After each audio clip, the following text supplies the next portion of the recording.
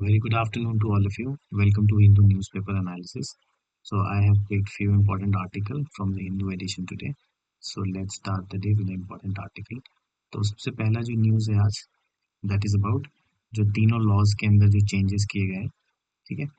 IPC है ना, Indian penal code जो 1860 में आया था, जिसको लॉर्ड मैकॉले ने ड्राफ्ट किया था on the recommendation of very first law commission of India.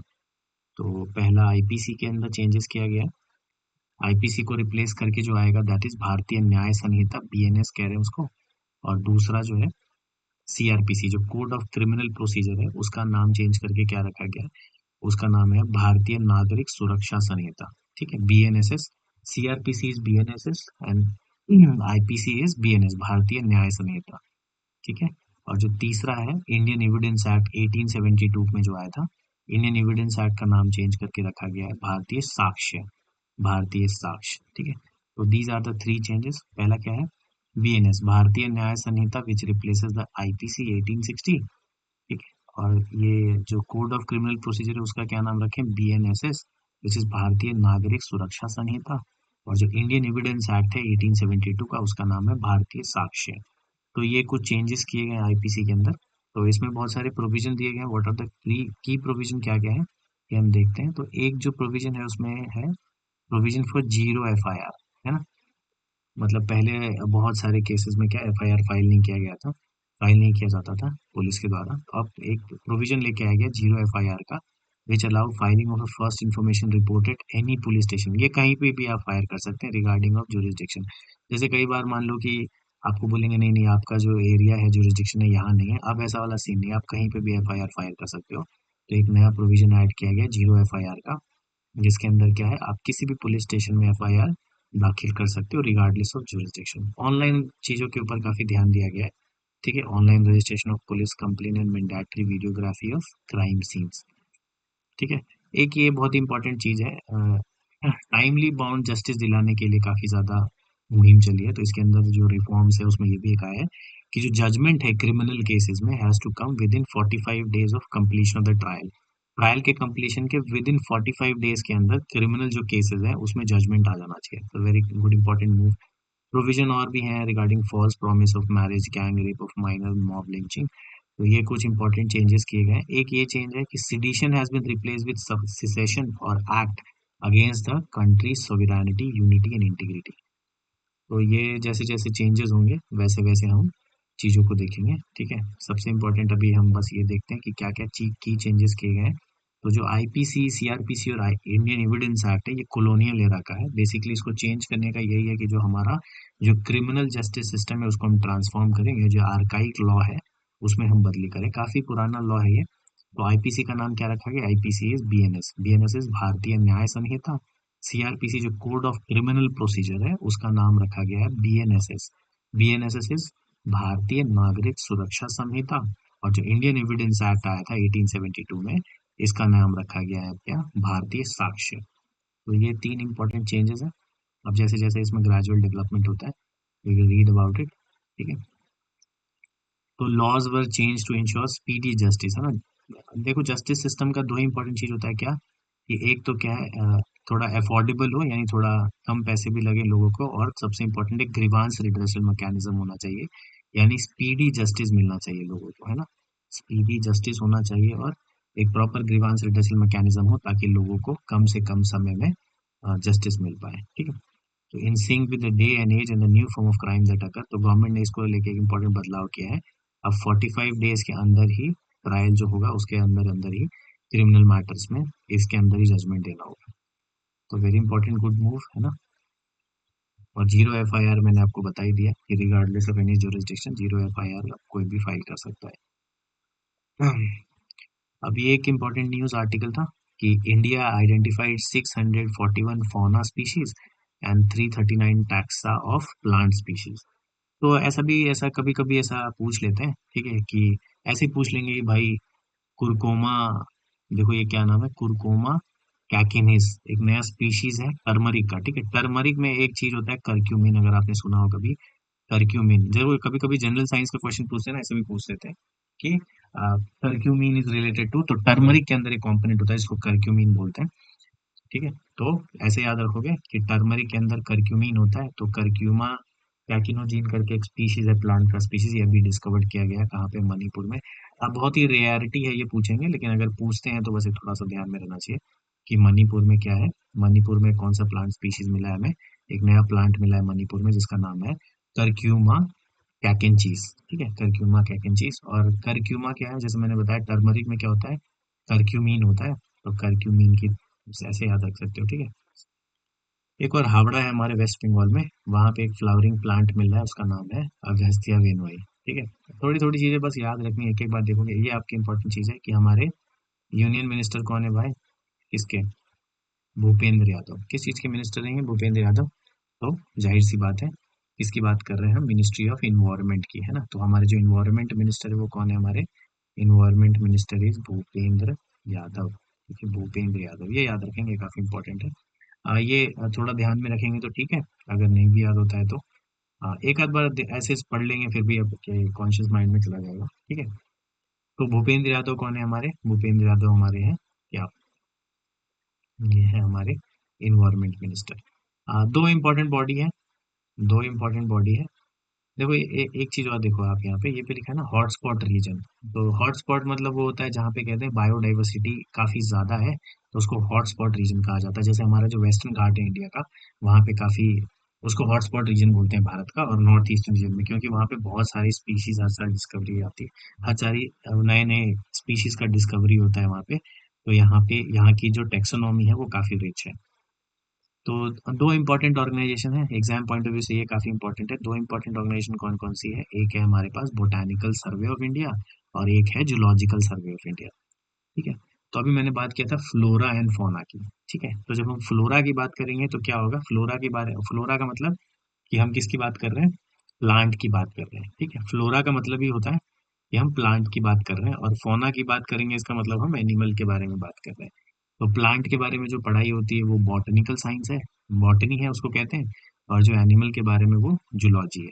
ठीक है। तो प्लांट के, इसके लिए एक सर्वे बनाया गया, जो कि मतलब जो एक ऑर्गेनाइजेशन है जिसका नाम है बोटानिकल सर्वे ऑफ इंडिया। और जो एनिमल वाला पार्ट है उसके लिए है zoological Survey of India. Botanical survey of India कौन से मिनिस्ट्री में आएगा, दोनों, जो बोटानिकल है जूलॉजिकल है, both come under the purview of ministry of environment and forest and climate change. ठीक है, Ministry of environment forest and climate change, पहले इसका नाम मिनिस्ट्री ऑफ इन्वायरमेंट ही था, लेकिन बाद में ministry of environment forest and climate change add किया गया। अभी कौन है हमारे मिनिस्टर, अभी हमारे इसके मिनिस्टर हैं भूपेंद्र यादव जी। ठीक है। So it is an apex research organization, botanical survey वाला जो है, under the ministry of environment and forest, for carrying out taxonomic and floristic study of wild plant, है ना, मैंने बोला ना अभी, फ्लोरा, फ्लोरा प्लांट से है। तो इसका जो स्टैब्लिशमेंट ईयर है बोटानिकल सर्वे का, वो कब आया, 1890 में। ठीक है, इसके 9 रीजनल सेंटर है, हेडक्वार्टर आप याद रखेंगे, बोटानिकल सर्वे का हेडक्वार्टर है कोलकाता में, वेरी इंपॉर्टेंट पॉइंट। पहला क्या है, बोटानिकल सर्वे कौन सी मिनिस्ट्री के अंदर आता है, Ministry of environment forest climate change के अंदर आता है। ठीक है। स्टैब्लिशमेंट ईयर क्या था, 1890। फ्लोरा क्या होता है, जिसमें हम प्लांट स्पीशीज के बारे में पढ़ते हैं। और इसका हेडक्वार्टर कहाँ पे है, इसका हेडक्वार्टर है हमारा कोलकाता में, विच इज, जो कहाँ पे है, वेस्ट बंगाल में। और और हमने देखा क्या, मिनिस्ट्री ऑफ इन्वायरमेंट कौन है हमारे, भूपेंद्र यादव जी। दूसरा क्या है, दूसरा है जूलॉजिकल सर्वे ऑफ इंडिया।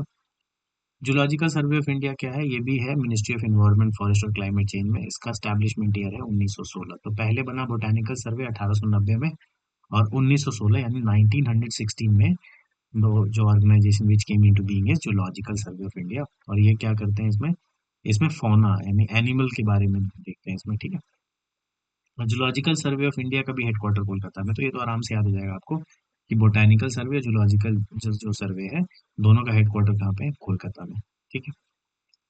तो ये दो इंपॉर्टेंट ऑर्गेनाइजेशन हो गया।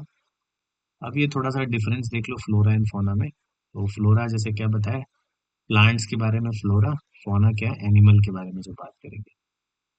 ठीक है। स्टडी मैंने जैसे बताया, फ्लोरा की पढ़ाई को हम बॉटनी कहते हैं, यानी प्लांट के बारे में पढ़ेंगे तो बॉटनी, और एनिमल के बारे में पढ़ेंगे तो जूलॉजी। ठीक है। तो ये कुछ बेसिक चीजें हैं। अब है एक और आर्टिकल था कि अवलांचेस हिट गांधी सरोवर नियर केदारनाथ। ये एक सरोवर है, गांधी सरोवर, केदारनाथ के आसपास में। जो उत्तराखंड वाला इलाका है हमारा, वो काफी ही डिजास्टर प्रोन इलाका है। मतलब कई बार आप सुनते होंगे कि यहाँ पे कुछ कुछ क्या है, कुछ कुछ हैपनिंग होता रहता है। तो यहाँ पे काफ़ी डिजास्टर मैनेजमेंट काफ़ी ज़्यादा काम कर रही है सरकार, ताकि इसको जो है जो आपने देखा भी होगा, 10 4 5 साल पहले, 10 साल पहले काफ़ी खतरनाक सिचुएशन वहाँ पे अराइज हुआ था। तो इसमें एक चीज़ है चार धाम, है ना? तो चार धाम यात्रा में क्या-क्या आता है? डायरेक्टली सवाल पूछा जाएगा कि व्हाट कंप्राइजेस ऑफ चार धाम यात्रा? तो चार चीज़ें हैं, चार मतलब चार धाम यानी चार मतलब 4, तो चार धाम है, कौन-कौन सा चार धाम है? एक है यमुनोत्री, ठीक है? यमुनोत्री, दूसरा है, इसको छोटा चार धाम बोलते हैं बेसिकली, ठीक है? एक है यमुनोत्री, एक है गंगोत्री, छोटा चार धाम यात्रा इसको कहते हैं, Gangotri, Yamunotri, then we have Kedarnath, ठीक है? And finally we have Badrinath. चारों के चारों कहाँ पे हैं? जो छोटा धाम यात्रा है, चारों का चारों कहाँ पे है ये है उत्तराखंड में, ठीक है? कहाँ पे है? उत्तराखंड में, ठीक है? Yamunotri, Gangotri, Kedarnath and Badrinath comprise of छोटा चार धाम, ठीक है? थोड़ा छोटा चार धाम के बारे में पढ़ लेते हैं। तो ये जो चारों जो पिलग्रिमेज साइट है, मतलब जो चारों तीर्थ स्थल है, इनको जोड़ने के लिए भी एक प्रोजेक्ट आया था जिसका नाम था चार धाम महामार्ग विकास परियोजना, ठीक है? ताकि कनेक्टिविटी बढ़ाया जाए। क्या है ये, मतलब कि हिली टेरेन है, तो वहाँ कनेक्टिविटी इतना आसान नहीं है करना, है ना? प्लेन लैंड पे तो कनेक्टिविटी ईजी होता है, लेकिन जहाँ पे हिली टेरेन है वहाँ पे सर्कमस्टांसेस थोड़ी डिफिकल्ट होती है। तो इन चारों जो पिलग्रिमेज साइट है, जो छोटा धाम, चार धाम बोलते हैं उसको, चार धाम, छोटा चार धाम प्रोजेक्ट जो है, उसमें कौन कौन है? केदारनाथ है, बद्रीनाथ है, यमुनोत्री है, गंगोत्री है, उत्तराखंड में। इनको कनेक्ट करने के लिए एक प्रोजेक्ट आया, ठीक है? चार धाम प्रोजेक्ट जो है यहाँ पे, ये फोकस क्या करता है? वाइडनिंग ऑफ एग्जिस्टिंग रोड, मतलब जो भी वहाँ पे रोड है उसको चौड़ा करने के लिए ये प्रोजेक्ट लाया गया, ताकि एडिक्वेट स्लोप मिले, ताकि क्या है, काफी स्ट्रेंथ मिले रोड को, है ना? तो और बाकी ये है, ये सब याद करने की ज़रूरत नहीं है। Ministry of Road Transport, Border Research Organisation, ये सब मिलके क्या है, इस प्रोजेक्ट को बनाएंगे। ये पुराना प्रोजेक्ट है, अभी ये अंडर कंस्ट्रक्शन है, ठीक है? एक एक एक यहाँ पे चीज़ है, उसको हम कहते हैं, क्या कहते हैं? विच इज सिल्क सिल्क यारा tunnel, okay? This is silk यारा टनल, ठीक है? सिल्क यारा टनल क्या है? दिस इज सिल्क यारा टनल, सिल्क यारा टनल। ये है 4.5 किलोमीटर लॉन्ग, ठीक है?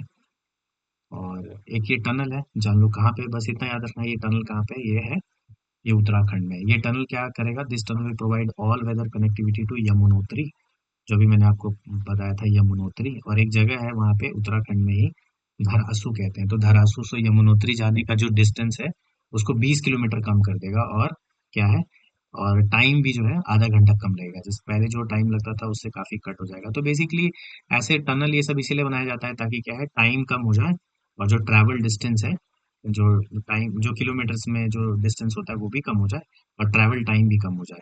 तो ऐसे प्रोजेक्ट का दो ही काम होता है, एक तो ट्रैवल डिस्टेंस को कम करना, और दूसरा ट्रैवल टाइम को भी कम करना, ठीक है? ट्रैवल टाइम को भी कम करना। तो बेसिकली आपको बस इतना याद रखना है कि सिल्क यारा टनल है, ये भी न्यूज़ में था अभी। तो सिल्क यारा टनल कहाँ पे है? ये उत्तराखंड में है, ठीक है? यमुनोत्री को बेसिकली कनेक्ट करता है, जो कि चार धाम जो है हमारा छोटा चार धाम प्रोजेक्ट, उसका पार्ट है, ठीक है? तो ये हो गया हमारा क्या, कुछ इंपॉर्टेंट आर्टिकल्स हो गए। अब आते हैं अपन न्यूज़पेपर पे, और देखते हैं न्यूज़ में क्या क्या आज इंपॉर्टेंट है। तो पहला क्रिमिनल लॉ तो मैंने आपको बता दिया, ठीक है? और क्या है हमारे न्यूज़पेपर में? हम्म, मन की बात हमारे मोदी जी करते रहते हैं, ठीक है? तो इस बार उन्होंने मन की बात में कहा कि लोगों को उन्होंने थैंक्स किया कि हमारे पे विश्वास रखने के लिए, और हमें थर्ड टर्म के लिए प्रधानमंत्री बनाने के लिए, और कहे कि हम कॉन्स्टिट्यूशन और डेमोक्रेटिक जो भी सिस्टम है हम उसको बहुत अच्छे से फॉलो करेंगे, और thank you everyone for involve in the voting process. तो यही है। तो कुछ ऐसा हमारे इम्पोर्टेंट नहीं है हमारे एग्जाम के पॉइंट ऑफ व्यू से। और क्या है चीज़ें?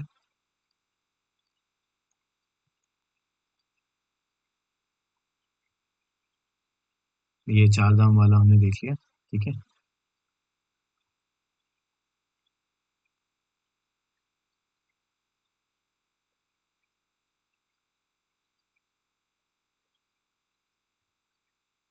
लीडर ऑफ माइनॉरिटीज ये हमने पहले देख लिया। हाँ, एक ये न्यूज़ है यहाँ पे कि carbon derive from coconut husk. Coconut husk समझते हो क्या आप? कोकोनट हस्क क्या होता है? कोकोनट हस्क होता है कोपरा, समझते हो? जैसे जो कोकोनट का जो ऊपर वाला पार्ट होता है, जब कोकोनट को हम निकालते हैं तो जो ड्राई छिलका होता है उसको कोकोनट हस्क बोलते हैं। वो कह रहे हैं कि जो कार्बन जो डिराइव होता है ना कोकोनट हस्क से, उससे हम सुपर कैपेसिटर को चार्ज कर सकते हैं। तो कुछ कुछ ऐसा डिस्कवरी आता रहता है, ठीक है। तो हालांकि ये क्वेश्चन आपसे पूछा नहीं जाएगा, क्या ही पूछा जाएगा इसमें ना।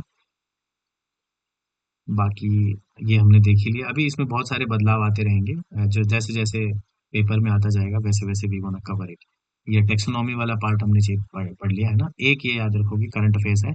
एक जनरल उपेंद्र द्विवेदी जो है, ये 30 chief of the army staff बनाया गया है, ठीक है। पहले जनरल मनोज पांडे थे, मनोज पांडे जी अब रिटायर हो गए, तो मनोज पांडे की जगह कौन आ गए अब आ गए हमारे जनरल उपेंद्र द्विवेदी जी, ठीक है। General Upendra Dwivedi, very important है ना करंट अफेयर्स। तो क्या है ये? 30th चीफ है ये, 30th chief of the army staff. 30 number है इनका, 30वें नंबर पे है ये भी।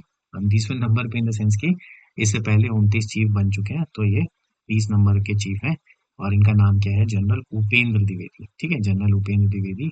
सो he will take over as the chief of the army staff from Manoj Pandey, ठीक है। तो ये हो गया हमारे एक मतलब का न्यूज।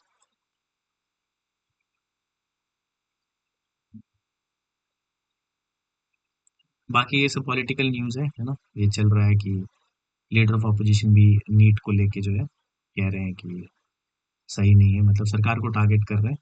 सरकार ने भी कुछ महत्वपूर्ण कदम उठाए हैं।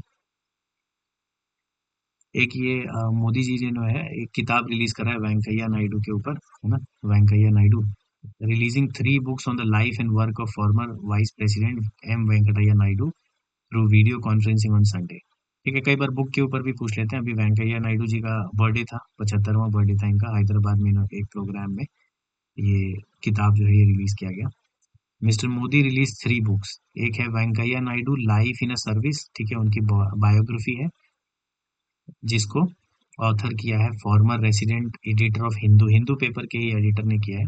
एक है celebrating Bharat the mission and message of Shri M Venkaiah Naidu, ठीक है। और एक है Mahaneta life and journey of Shri M Venkaiah Naidu. एक बार बस ऐसे गो थ्रू कर लेना, ठीक है। कभी कभी बुक के ऊपर पूछा जाता है, हालांकि ये काफी मतलब थोड़ा वैसा है, पॉलिटिकल चीजों पे इनके ना बुक के अंदर इनका नाम भी लिखा हुआ है, तो इजी हो जाएगा काफी आपके लिए, तो ऐसा सवाल पूछा ही नहीं जाएगा, चलिए। लेकिन ऐसे बुक पे भी क्वेश्चन पूछा जाता है। मन की बात मैंने आपको बता दिया, ठीक है। अपनी नहीं, मतलब मोदी जी ने जो कहा था। तो Modi visit to Moscow timely says expert, ठीक है। अब इंडिया और रशिया के ऊपर कुछ रिलेशंस के ऊपर कुछ कुछ सबमिट हो रहा है। अभी जैसे मैंने आपको पिछले क्लास में बताया था कि इंडिया लाइकली क्या है, एससीओ में पार्टिसिपेट नहीं करेगा शायद, है ना। तो यही है। लेकिन अभी कहा जा रहा है कि माइट भी मोदी विल विजिट देयर। तो जो भी हो, मैंने एससीओ के ऊपर आपको बताया भी है क्या है, कितनी कंट्री है। ट्रक केपीआई 8 कंट्री है ना, याद करने का तरीका, truck KPI Shanghai Chinese cooperation, ठीक है। चाइनीज चाइंगाइज कॉपरेशन नहीं, सांघाई कॉपरेशन ऑर्गेनाइजेशन है ना, हमने डिस्कस भी किया है पिछले क्लास में। तो इसमें ट्रक से क्या है, Tajikistan, Russia, then Uzbekistan, China, Kazakhstan, Kyrgyzstan, and then Pakistan and India. Pakistan and India ने बाद में ज्वाइन किया इसको 2017 में, ठीक है। पाकिस्तान और इंडिया ने बाद में ज्वाइन किया इसको 2017 में। तो यही कुछ कुछ न्यूज़ है हमारे पास, है ना।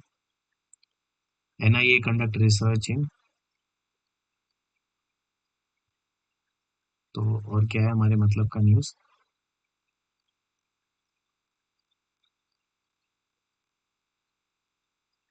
Let's see what are the major important, क्या और क्या क्या इवेंट हुआ है। हाँ, एक ये देखो अभी कोई इंपॉर्टेंट इवेंट होता है स्पोर्ट्स से तो वो भी पूछा जाता है। जैसे अभी आईसीसी ट्रॉफी जीती इंडिया ने 2011 के बाद, है ना, 2011 के बाद। तो एक तो ट्रॉफी जीती थी 1983 में, कब? 1983 ओडीआई वर्ल्ड कप, है ना, 50 ओवर का जो वर्ल्ड कप होता था, ठीक है। पहले तो 60 ओवर का होता था, फिर 50 का होने लगा।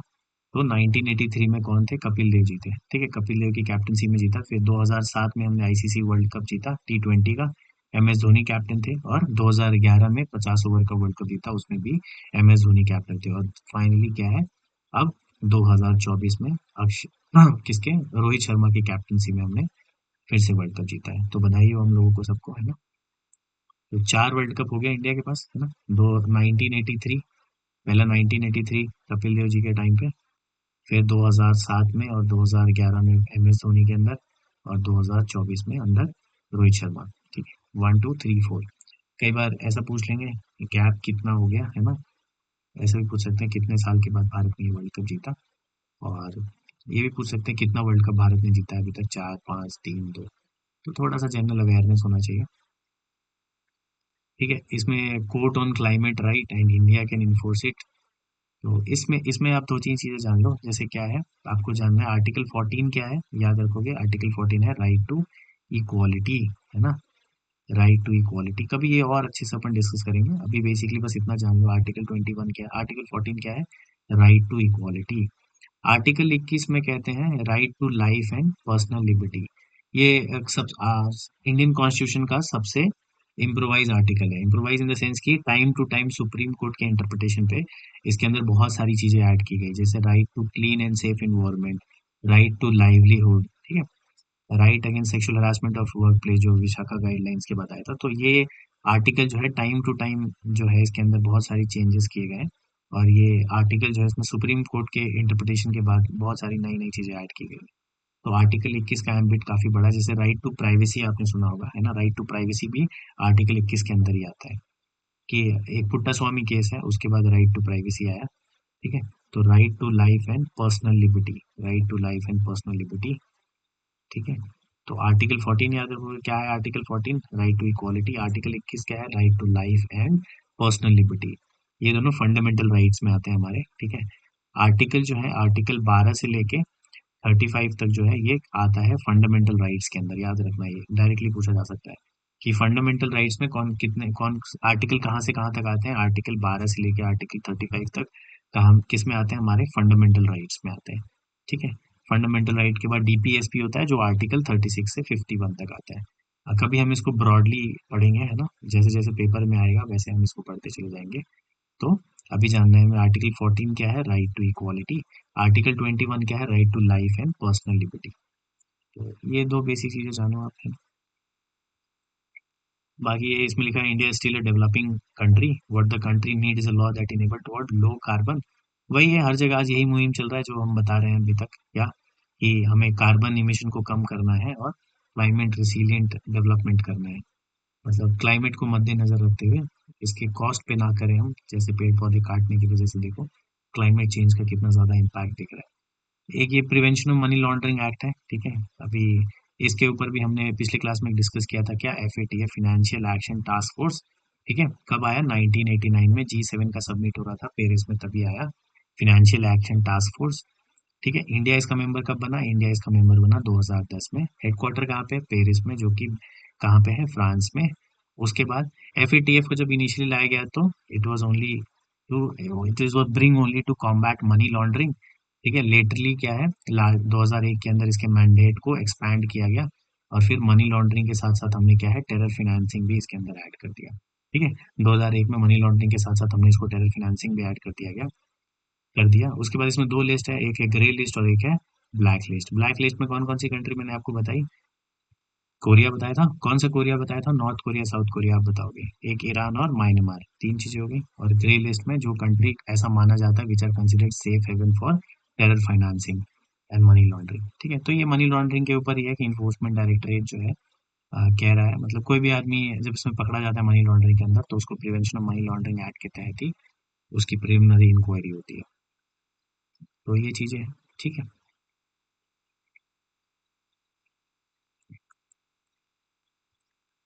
और देखते हैं what is the next important article.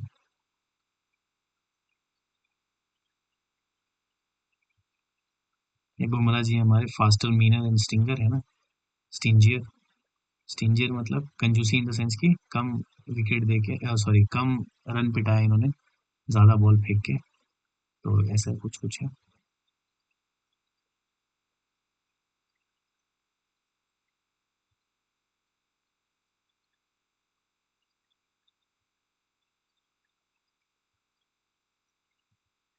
तो आज के पेपर में इतना ही है। हाँ, एक ये चीज आप देख लो, एक ये पूछा जा रहा है कि क्या एजुकेशन को स्टेट लिस्ट में लाना चाहिए, ठीक है। Should education be brought under should education be brought back to the state list. तो इससे तो आपको क्या पता चला है कि एजुकेशन कौन सी लिस्ट में आता है। एजुकेशन हमारा आता है कनकरेंट लिस्ट में। किस में आता है? कनकरेंट लिस्ट में, ठीक है। एक सेवन शेड्यूल है हमारे इंडियन कॉन्स्टिट्यूशन में, सेवन शेड्यूल। सेवन शेड्यूल में क्या है? तीन लिस्ट है। एक है यूनियन लिस्ट, एक यूनियन लिस्ट है हमारे पास, एक हमारे पास स्टेट लिस्ट है, ठीक है, और एक हमारे पास कनकरेंट लिस्ट है। कनकरेंट लिस्ट है। कहते हैं कि यूनियन लिस्ट वाले में जितनी भी चीजें हैं उस पे कौन कानून बनाएगा, उस पे union will make law. State list में तो सेवन शेड्यूल ने क्या है, सेवन शेड्यूल में तीन चीजों के बारे में कहा गया। तीन लिस्ट है हमारे पास, union list, state list and concurrent list. Union list के ऊपर कौन है? Union will law, union will make law. State list में क्या होगा? स्टेट कानून बनाएगा। कंकरेंट लिस्ट ऐसा है, इसके अंदर ऐसे आइटम्स हैं, बेसिकली इसमें नंबर ऑफ आइटम्स हैं। तो यूनियन लिस्ट में जो आइटम है उस पर यूनियन लॉ बनाएगा। जैसे कि मान लो डिफेंस का मुद्दा है, वो यूनियन का मुद्दा है, तो यूनियन उस पर लॉ बनाएगा। स्टेट लिस्ट का जो मुद्दा है उस पर स्टेट लॉ बनाएगा। कंकरेंट लिस्ट हो गया है ना, कंकरेंट लिस्ट क्या हो गया? जिसपे यूनियन और स्टेट दोनों लॉ बनाएगा। Where concurrent is the list where, जो आइटम होंगे कंकरेंट लिस्ट में, वेयर क्या होगा? Union plus state both will make law, है ना, दोनों लॉ बनाएंगे। लेकिन अगर ऐसे मुद्दों पे जिसपे यूनियन स्टेट दोनों लॉ बना रहा है और कोई ऐसा कॉन्फ्लिक्ट हो जाता है, तो जो यूनियन का लॉ है वो प्रिवेल करेगा ओवर द स्टेट लिस्ट, ठीक है। तो यूनियन और स्टेट अगर दोनों लॉ बना रहा है, तो यूनियन ऐसे केस में क्या होगा? यूनियन का जो लॉ है वो प्रिवेल करेगा ओवर द स्टेट। तो यही है। तो अभी आपको जैसे क्या बताया मैंने, अभी क्या बताया कि जो एजुकेशन का जो मुद्दा है वो अभी कंकरेंट लिस्ट है, ठीक है, कंकरेंट लिस्ट है। तो एक ऐसा कह रहे हैं कि क्या एजुकेशन को स्टेट लिस्ट में वापस लाना चाहिए। तो पहले एजुकेशन जो था वो स्टेट के अंदर ही था, स्टेट लिस्ट में ही आता था, लेकिन 42nd अमेंडमेंट एक्ट 1976 में इसको शिफ्ट कर दिया गया कंकरेंट लिस्ट में। Very important fact, very important fact, ठीक है। काफी एजुकेशन के ऊपर काफी मुहिम चल रहा है ना, काफी एग्जाम चीटिंग ये वो चल रहा है। तो एक डायरेक्टली सवाल पूछ सकते हैं कि एजुकेशन जो है, एजुकेशन पहले स्टेट लिस्ट में हुआ करता था, यानी स्टेट उस पर लॉ बनाती थी, लेकिन बाद में उसको कंकरेंट लिस्ट में लाया गया। 42nd अमेंडमेंट एक्ट 1976 के अंदर अमेंडमेंट के थ्रू क्या हुआ? Education was education was shifted from state list to concurrent list. याद रखोगे, from state to concurrent list. ये सबसे बहुत इंपॉर्टेंट पॉइंट है। क्या पहले स्टेट का मुद्दा हुआ करता था या एजुकेशन, लेकिन 42nd अमेंडमेंट एक्ट 1976 के बाद इसको शिफ्ट किया गया, and then the education was shifted from state list to concurrent list. तो अब वापस से पूछा जा रहा है क्या ये वापस ऐसा करना चाहिए। तो ऐसी चीजों को लेके कुछ कुछ प्रैक्टिस है, बता रहे हैं कि अब देखो आने वाले टाइम पे क्या होता है। तो ये हो गया हमारा कुछ important articles. End of petro dollar, है ना। एक ये पेट्रो डॉलर का एंड कहने का मतलब है कि देखो डॉलर जो है ना, तो डॉलर की काफी ज्यादा डोमिनेंस है मार्केट में, है ना। एक तो क्या है कि सारा का सारा ट्रेड ही डॉलर में होता है, ठीक है। और डॉलर एक मैनेज करेंसी नहीं होता है, कुछ करेंसी को मैनेज्ड बोलते हैं। मैनेज का मतलब कि जैसे मैनेज करेंसी इसमें यूएस और ना ही कोई फेडरल रिजर्व जो है उस वो इसको मैनेज नहीं करती है। ये मार्केट में जैसे डिमांड सप्लाई है उसके ऊपर चलता है। तो डॉलर का डोमिनेंस है पूरे जगह पे। एक तो क्या है कि पूरा जो कर्ज दिया गया है वो भी डॉलर में दिया गया है। तो सभी अब देखे होगे, मैंने एक दिन आपको ब्रिक्स में पढ़ाया था कि सारी कंट्री कह रही है हम डी डॉलराइजेशन की तरफ जाएंगे। डी डॉलराइजेशन मतलब कि डॉलर के इंडिपेंड जो डॉलर का जो डोमिनेंस है मार्केट में उसको हम कम करेंगे, है ना। जैसे चाइना कहता है हम अपना करेंसी रेन मिन भी चलाएंगे, जापान बोलता है हम येन चलाएंगे, भारत कह रहा है हम अपना रुपया चलाएंगे। तो कहने का मतलब है कि जो डॉलर के ऊपर डिपेंडेंसी है उसको हमें धीरे धीरे कट करना पड़ेगा, क्योंकि इसकी वजह से भी अमेरिका की हेजमनी है इंटरनेशनल ट्रेड पे। तो इसीलिए क्या है, ये भी एक किस तरह का एक आर्टिकल है ना, जो इसका क्रक्स यही है बेसिकली। बाकी क्विक कॉमर्स जानते हो ना आप, जैसे क्या है क्विक कॉमर्स, क्या है जो जैसे देखते हो आप, सुने होंगे आप, 10 मिनट के अंदर जो डिलीवरी करने वाला जो कॉन्सेप्ट आया है, जिसमें जेप्टो है, ब्लिंकिट है ना। Zepto, Blinkit, then we have Tata one M G भी आ गया इसके अंदर। टाटा वन एम जी नहीं, rather big basket. Big basket क्या है? बिग बास्केट भी सिमिलर टाइप का चीज है डेप्टो ब्लिंकिट, जेप्टो ब्लिंकिट की तरह, लेकिन बिग बास्केट का जो फंडिंग है वो टाटा ने किया है ना। तो जेप्टो है, then we have Blinkit, Big Basket, एक डेंजो करके भी ऐप है, डंजो। तो ऐसे ई कॉमर्स है बहुत सारे। तो कह रहे हैं कि जो इंडिया का जो मार्केट है वो डबल हो गया है, और क्विक कॉमर्स जो है उनका भी बहुत अच्छा, उनका जो शेयर है वो धीरे धीरे बढ़ता चला जाए मार्केट में। तो यही है।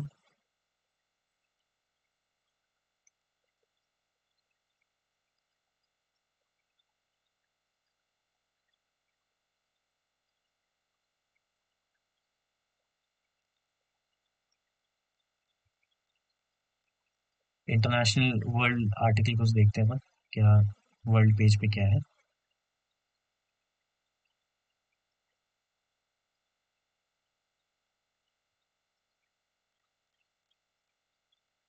Hungary president need for affordable housing in Kenya.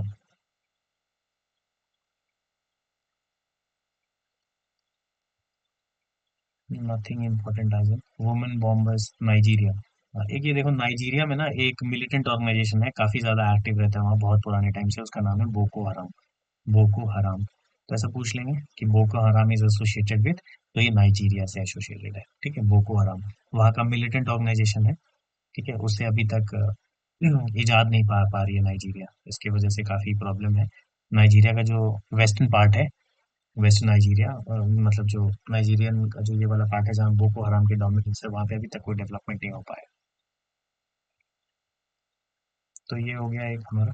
ठीक है, तो this is all from today Hindu newspaper analysis. Okay.